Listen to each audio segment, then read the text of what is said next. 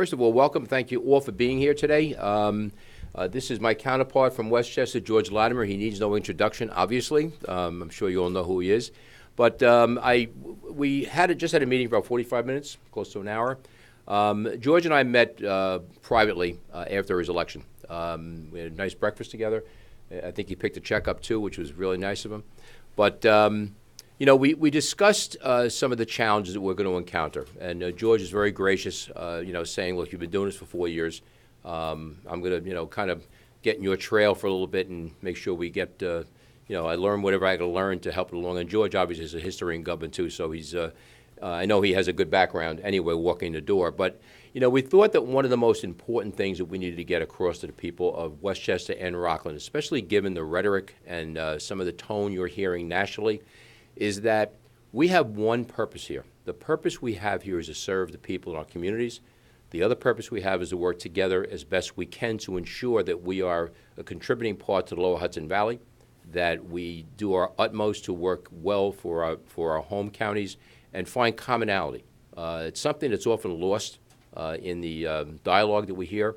As I told George during the meeting, one thing that struck me immediately, which speaks volumes about George Latimer, is on his inauguration, there was reports of a lot of political commentary. We'll let it go at that. And the media reports were very clear that when George took the podium and started speaking, it was notably absent. He spoke about what he's supposed to be speaking about, what we in government should be speaking about, service to the people. So I'm very proud that we have a great meeting. As you can see, we have the executive staff of both of our administrations here. We've already found a number of issues that we have commonality on and some things that we're going to probably work on going forward. And all these things we're speaking of and working together on are things that are going to make things better for the people of Rockland and Westchester, things that are going to save you money. I know most people like to hear that. So it was very positive. And I think also we have the New York State Association of Counties Legislative Conference coming up next week. George and I will both be up there in Albany, meeting with our counterparts there with NYSAC. Just for those who don't know, NYSAC is a very strong conglomeration of the 19 county executives now in New York State, bipartisan group, obviously. And we have 4 of the county executives in the Lower Hudson Valley, and we have worked together before. We will work together again, and we will be meeting up there with them. And, George, being a veteran of Albany, is going to probably show me around a little bit, I would think, maybe get a nice dinner that way. But we'll be sitting down with our counterparts up there and just picking up as we did last year, looking to do the best we can to serve the people of our respected areas. So with that, I'd like to introduce my counterpart, George Latimer. Thank you. Thank you very much. Okay. I want to thank County Executive Ed Day and his executive team for hosting us here in New City. We appreciate taking time this early in our administration, and I am joined, for those who are part of the Rockland media, by our Deputy County Executive, Ken Jenkins, our Director of Operations, Joan McDonald, Chief of Staff, Andrew Ferris is with us here, our Director of Communications, Catherine Chaffee, and then other members of our team, Carolyn Fortino, Vic Mallison, Pete Lauren, who is a colleague of mine, worked with me in the Senate and will be part of our team in a little while. So it was very, very gracious of you to have us over here. We wanted very early in our administration to link up with our friends in Rockland County because we do have a lot of things in common. It's obvious we have a river in common. It's obvious that we have a bridge over that river in common. But we also have some of the same challenges. We had a meeting today that was chaired by Ken Jenkins to discuss how we're going to implement Raise the Age, which is a policy that I voted for when I was a state legislator, but now has to be implemented by Rockland County, by Westchester County, and the other 55 counties outside of New York City. New York City doing it as well, but they're a different sized government. And we're going to look for ways that we can work in harmony to try to keep costs down for the taxpayers. And we think if we can find that kind of common ground on Raise the Age, that's a positive thing.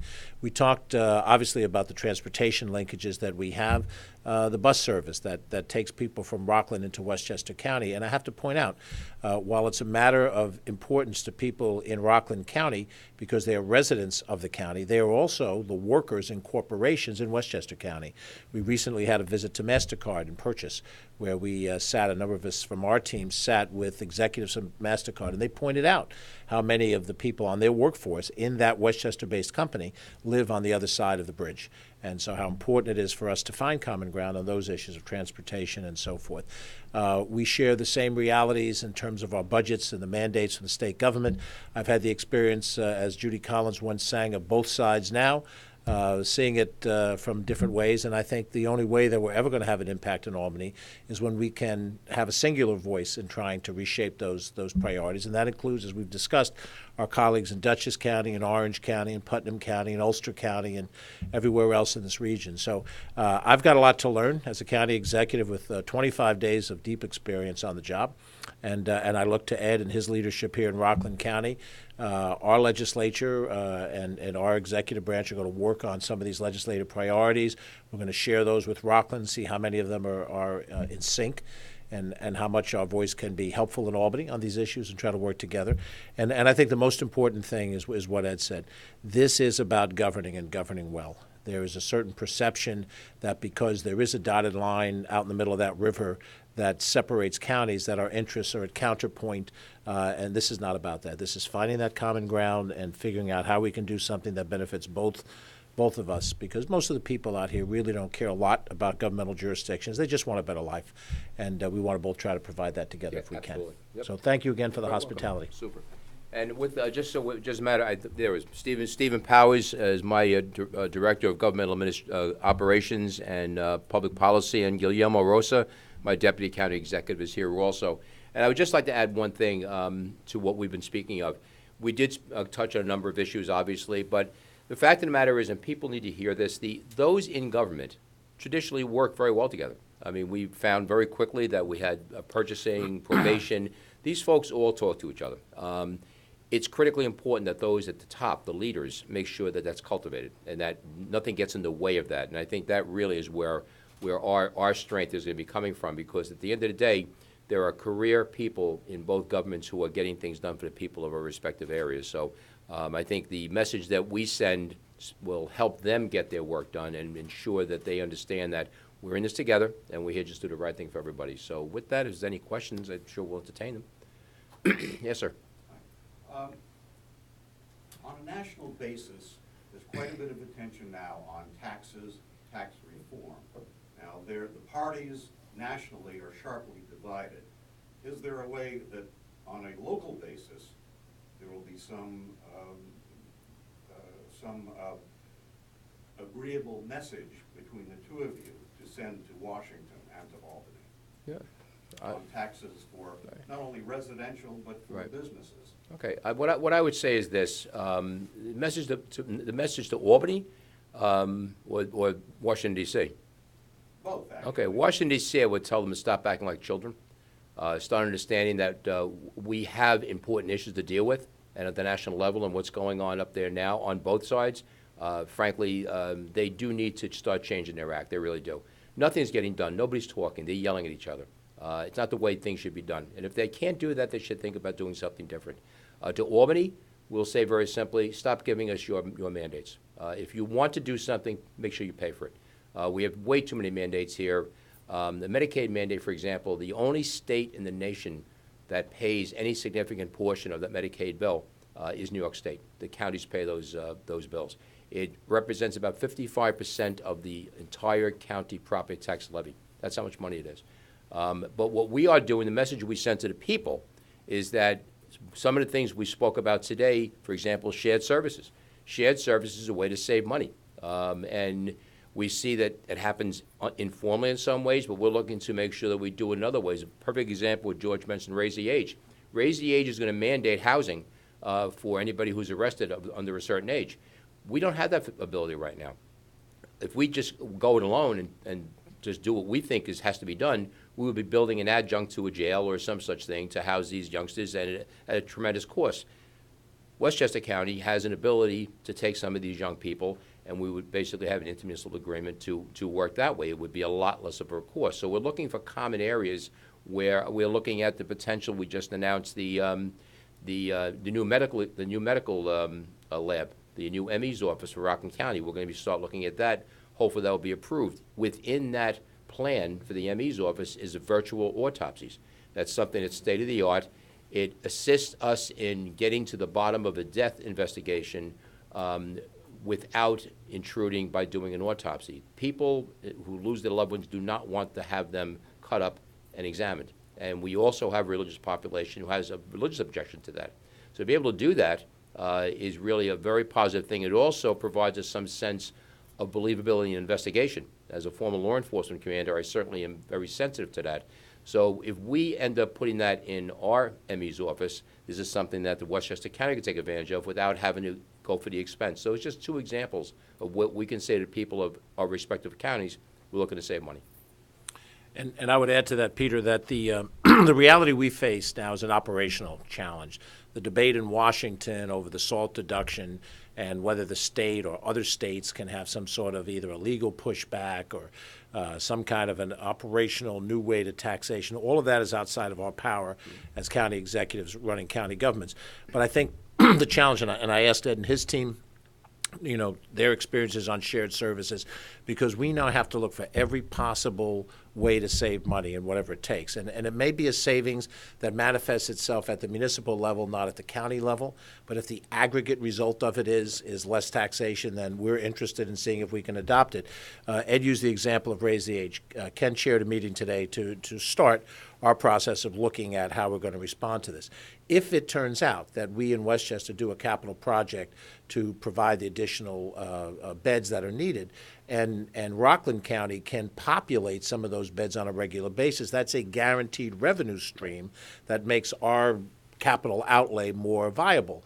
And we'll dialogue with our friends in Putnam County along the same line. So I think the proper response is that what's happening in Washington is giving us a certain deal of cards. Our job is to do the best we can with that deal of cards. And if it involves us doing things cooperatively, then we're going to do it cooperatively. We're not going to let the river or the dotted lines get in the way of that. The issue of tolls by mail is something that is a state issue, but it affects people in both of your counties. Did you guys discuss this? And if so, what can you guys do to help the hundreds, if not thousands, of people that are having issues with this? You know, there's some state legislation on the table, but what are you guys looking at doing? You took the lead on that, so I'll follow. You do first, I'll follow. Okay. Well, first of all, you know, this is a process which really, frankly, shocks me to begin with. There was already a body of evidence that showed that cashless tolling is not working well. That was happening at the Henry Hudson Bridge. $5 million of a loss. Now I understand from the last comments I heard, there's been $3 million lost, but it doesn't seem to be a big deal. And this is the problem with government. $3 million is a big deal because that's $3 million of projected revenue that was supposed to be there, and it is not. So on top of what's been happening to our commuters, we have a mentality that you can implement something that is not workable yet, or maybe we're going to try to figure it out as we go along. You know, repairing a plane in flight is not a good idea. It usually is done only in crisis. So what I would say here is that I'm heartened by the fact that the government administration and the Thruway Authority have now taken the bull by the proverbial horns and granted full amnesty to people to give them a chance to get out from under the debacle that we have had to face here. And I welcome any legislation that's being passed. Obviously, both George and I cannot change this directly, as you said, but we are advocating as best we can. But I just hope that the state understands and learns from this. What happened here was unnecessary. There's no reason why they cannot take a basic precept of the private sector and say, before we implement something, we're going to make sure it works. Because I'll be very frank with you, if somebody implemented to me under my administration something this bad, I would fire him immediately. Yeah, and I would say that the prescriptive for what's wrong is in state legislation. Vic Mallison, who serves as our Director of Intergovernmental Relations, spends a bulk of his week in Albany now while the legislature is in session, while the budget is being debated. And we're going to try to identify those things that would prescriptively improve this and get behind that kind of legislation. We traditionally in Westchester County do a joint legislative package between the county legislature and the executive branch. Vic is working on that with the Board of Legislators, Virginia Perez, who chairs the Legislation Committee, and our Board of Legislators is working on that. And we're going to share those with Ed so that if there are specific pieces of legislation sponsored that we think corrects the problem, that we're going to get behind it and put the force of lobbying behind it. As a former state legislator, obviously I have relationships with many of my former colleagues in both houses, and we're going to do our best to try to advocate and get behind that which is the best correction for this problem. Because as Ed points out, when individuals see that they're being fined for things they never were billed for in the first place, we've got to correct that, and it's got to happen quickly, not on a long pattern of delay. Bus rapid transit. Could you give us an idea on both sides of the river? How soon before we get a fix on the express bus service, the new bus stations, the sequenced entrances to the 287? How far down the road is that? Well, it's a priority, John, for us. We discussed inside the importance of a White Plains and a Tarrytown venue for people that are coming this way, coming from west to east. Joan McDonald, our Director of Operations, happens to be a former commissioner of the New York State Department of Transportation, and so she's tasked with interacting with the current leadership of the DOT on these very issues.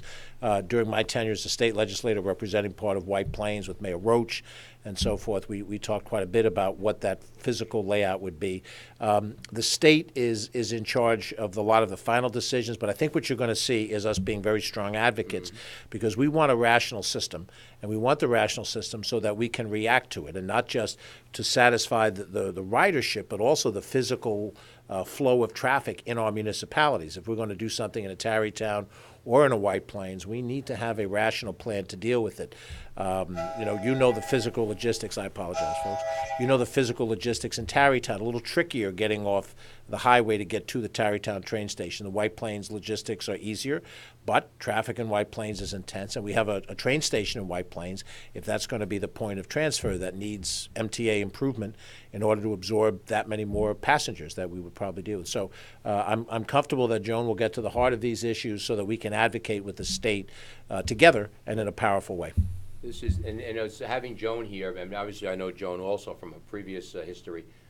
This is where the change in administration is going to come to an advantage to us right now, because we'll have an ability to really get down to brass tacks on this. All the people expect, those who are commuters, they expect to be told what's going to happen and have it happen, not in a different way. They need the truth as to what can be reasonably expected from bus service, timelines, which is the best route. And this is where, this is where the partnership, I believe, comes in handy, because we can talk directly about what we know is going to happen. We understand each other, and with Joan helping out from her own background, we're going to be in very good shape, I think.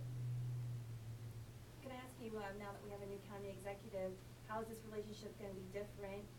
What do you think could change, or is it going to be different now? Because I'm going to listen to him and follow his leadership in some of the opening pieces here. I think Ed's experience is very valuable to me as a new county executive. We both have other experience in government prior to these positions, but having spent 30 years as a legislator and 25 days as an executive, I want to learn from people who have dealt with these issues already. And I think it's going to be very helpful for me in us having a good partnership with Rockland. All I'll say is, look, I had a very good relationship with Rob Astorino. I'm having a very good relationship with George Latimer. Again, my focus is not on the personality, especially as long as we're getting together so well. But the reality is, again, we're here to do our jobs for our respective constituency groups and work together for the betterment of both. And that's really, at the end of the day, when I walked in the door, I never met Rob Astorino, and I met him in January 2014. Never met Steve Newhouse until January 2014. So we all work together, and we form relationships like any other group of people. When they first meet, they form relationships based upon, what they see, what they talk about, what they can bring to a table. And I'm proud where we are right now in just a short period of time. As I said, we met privately already. We'll be going up to Albany together to see what we can do up there. And again, to build on something else, we have other county executives in Lower Hudson Valley that we'll be speaking to about some of the same issues you're hearing today. Leaving this meeting, is there one issue in particular that you guys are ready to jump on and start tackling together? I'm not sure. I think the raise the age issue that was just raised is probably the most immediate one, because for both of our counties, we have to implement something in a fairly quick time frame, and there's a cost factor involved in these things. So some of the other issues, certainly the bus transit over the bridge is very important to us, but the raise the age is sort of a new issue that we're both grappling with at the same time. So I'd say 1 and 1A are probably those two Yeah. issues. And also, we also discussed congestion pricing, which has been proposed in the budget. We discussed state mandates and lower reimbursements for our schools, for example, and other areas. So when we go to Albany, I'm sure we'll be discussing this because the congestion pricing affects all the suburbs. And it's something that, frankly, I can't accept. So these are a number of things that we see here to affects both of us, but also we see that we can bring our other colleagues in to be helpful and band together to try to deal with some of these issues. Based on what happened today, are Westchester and Rockland still rivals for attracting businesses, for attracting employment, or are there areas for a more regional approach to economic development? You know, I don't see us as rivals, Peter. If you look at the Amazon situation where they narrowed it down to 30 areas, the area that we both reside in, the Hudson Valley, is an area for that. Now, we may have sites in Westchester that may host it, but by the same token, if the Amazon site, the HQ2 site, were to go anywhere in this region, Westchester is going to benefit from that because there's going to be a population base. As I alluded to a little while ago, in my comments, we visited with executives from MasterCard. We've had an initial point of contact with the Regeneron officials, and they both make it a point, and I'm sure the other businesses in Westchester will highlight, that while they may be physically based in one location, their circle of involvement of employees and philanthropy is, you know, in all of these counties. So I don't think we're directly in competition in any way, shape, or form. I think, you know, we'd like the businesses to be in the Hudson Valley and not in New Jersey, not in North Carolina. And if we can keep them in this region, I think we both will benefit from it in some way, shape, or form. Yeah, the day and a follow-up, the days of myopic thinking when it relates to competition and business development are over, and they're over already because we have the Regional Economic Development Council already taking in plans and proposals from companies that are regional in nature, that may have places in Westchester, Rockland, or Orange. So this is a model that's already in place.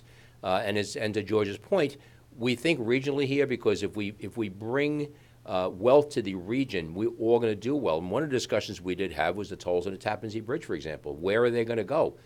Higher tolls help no one. And as I pointed out with a little bit of a laugh, nobody drives from Westchester to Putnam to buy gas. They stay in Westchester. Nobody goes from the Bronx to Queens to buy gas. But people leave Rockland to go to Bergen to buy gas. And there's a reason for that.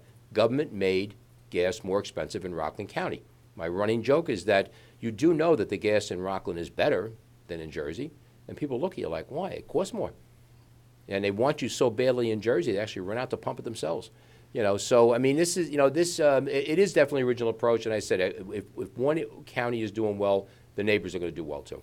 Let me just add one other point to that, too, if I may. And I think it's reflected in the media that's here today. When I open my daily newspaper and I read it, I'm reading about stories about what's happening in Rockland County, as well as I'm reading about stories in Westchester County.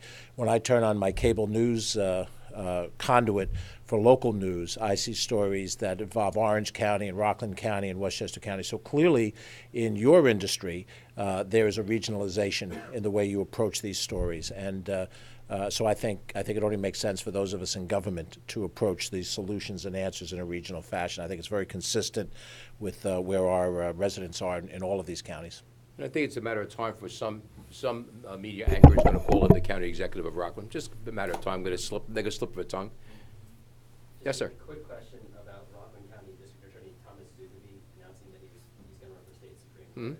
Do you have any thoughts on that? Well, look, people know I think very highly of Tom as district attorney. His political career is his choice. I always wish Tom well in whatever endeavors he has, and that's pretty much all I really can add to it. Thank you. Okay. Thank you Thank you all. very much for coming. Appreciate it. Ed?